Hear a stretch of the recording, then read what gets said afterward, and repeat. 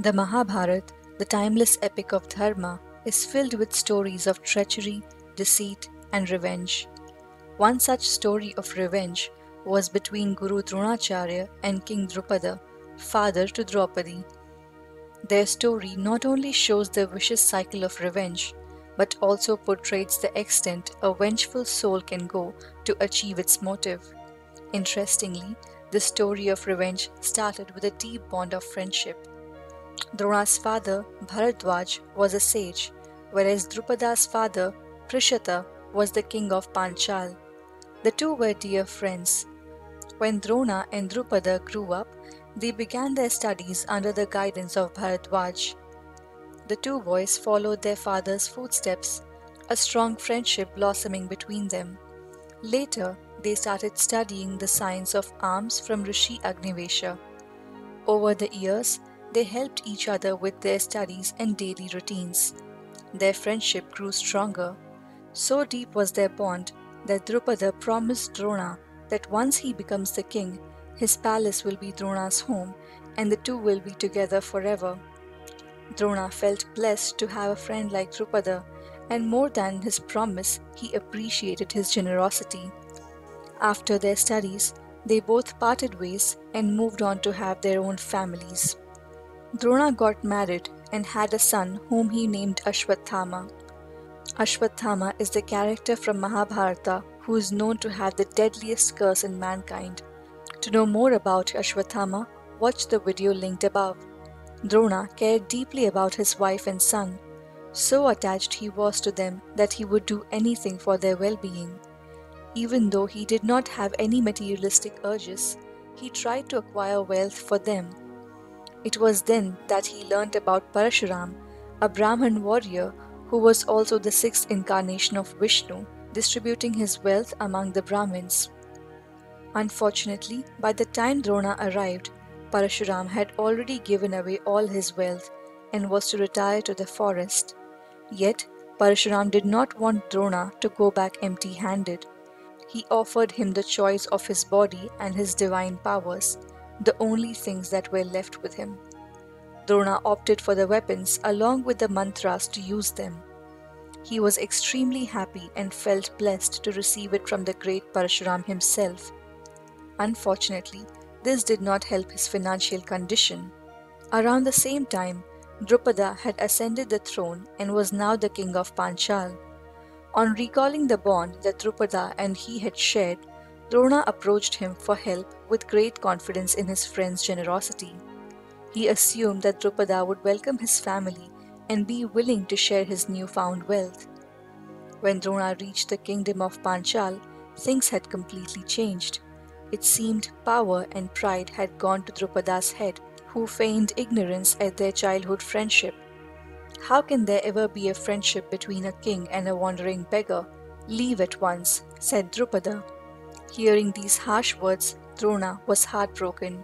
He vowed revenge on Drupada and left the palace in anger. Drona's vow had made him determined to earn fame and fortune and use his skills to prove his worth to the world. He cultivated a tremendous longing to acquire wealth and prove himself to Drupada. Soon, on the basis of his knowledge and fame, Drona became the guru of the cousin clans, the Pandavas and the Kauravas, but only on the condition that his students would avenge his insult as his fee, also known as Guru Dakshina. Years passed by. After completing their education, it was soon time for his students to make good on their promise to him. Both the clans attacked the Panchal kingdom, but the Kauravas fled the battlefield, fearing the power of the Panchal army. Meanwhile, the Pandavas fought the army fearlessly, with the Pandava prince Arjuna managing to capture Drupada for his guru with his Gandiv. This was the moment Drona had been waiting for all his life. He said, "Drupada, you broke your promise and insulted me. Look, my students captured you, fulfilling my revenge. Now your entire kingdom belongs to me. I do not wish to live in enmity. Let's revive our friendship. I will return you half of your kingdom. You need not be ashamed to owe me now because I am a king too." Hearing this, Drupada smiled and folded his hands in gratitude. He thanked his friend for being so kind and forgiving. Little did Drona know that Drupada's smile was a mask, one he wore to cover his vindictive motives. In the same breath, when he thanked his friend, he vowed to himself that he would take revenge on Drona. Drupada now desired a son whose sole purpose in life would be to kill Drona. He sought the blessings of a sage who advised him to perform a yagya, a sacrificial ritual in front of a sacred fire. Out of the flames of the yagya rose a young boy followed by a young girl. The Brahmins named them Drishtadyumna and Draupadi, also often known as Draupada and Panchali respectively. In the Great War of Mahabharat, which was fought for 18 days, Drona fought for the Kauravas and Drupada and Drishtadyumna fought for the Pandavas.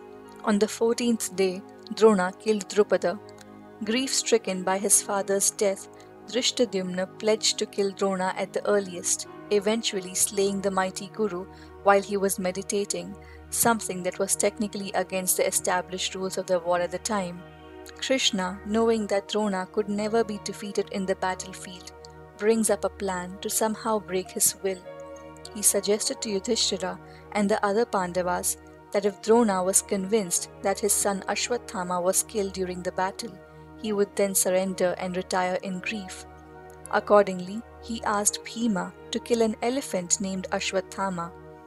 Yudhishthira then declared to Drona that Ashwathama was dead, then muttering softly that it was an elephant. Thinking that it was his son who died, Drona was struck by grief and broke down on the battlefield. A broken and unarmed Drona was eventually beheaded by Drishtadyumna. Unfortunately for Drishtadyumna, Drona's son Ashwathama felt the same way about his father's death, tracking down Drishtadyumna on the 18th night of the Great War and slaying him, showing no mercy. Thus ended the blood feud between Drona and Drupada, a bloody cycle of violence because of one man's arrogance and another man's pride.